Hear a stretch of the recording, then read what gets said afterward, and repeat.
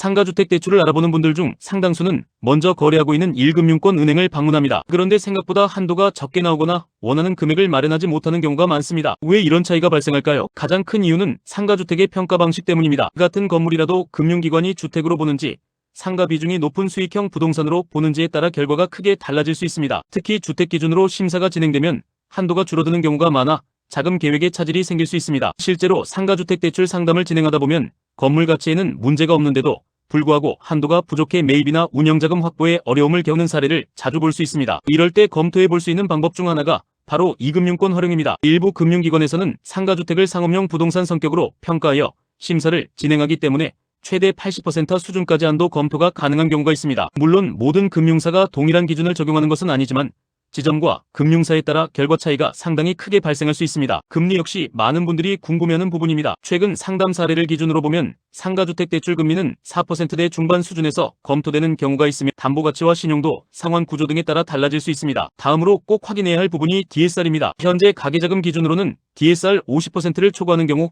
부결될 가능성이 높습니다. 그래서 소득 대비 기존 부채가 많은 분들은 아무리 담보가치가 좋아도 원하는 금액을 받기 어려울 수 있습니다. 하지만 사업자 구조를 활용하는 방법도 있습니다. 실제로 매출이 없는 신규 사업자로 진행하는 방식 중 일부는 DSR 적용을 받지 않는 방향으로 검토되는 사례도 있기 때문에 자금 계획을 세울 때 함께 확인해보는 것이 중요합니다. 다만 여기서 중요한 점이 있습니다. 상가주택 대출은 금융사마다 기준이 매우 다르고 같은 금융사라도 지점에 따라 심사 방향이 달라질 수 있다는 점입니다. 어떤 곳은 주택 비중을 중요하게 보고 어떤 곳은 임대 수익이나 상가 비중을 더 중요하게 평가합니다. 결국 상가주택 대출은 단순히 금리가 낮은 곳을 찾는 것이 아니라 내 건물의 특성과 자금 목적에 맞는 금융사와 지점을 선택하는 것이 핵심입니다. 정리하면 상가주택 대출은 일부 2금융권 기준 최대 80% 한도 검토가 가능하며 금리는 4%대 중반 수준으로 확인되는 사례가 있습니다. 반면 DSR 50%를 초과하면 가계자금 기준으로 부결 가능성이 높기 때문에 사업자 방식 검토 여부도 함께 확인해야 합니다. 그리고 무엇보다 중요한 것은 금융사와 지점 선택입니다. 상가주택 대출을 준비 중이시라면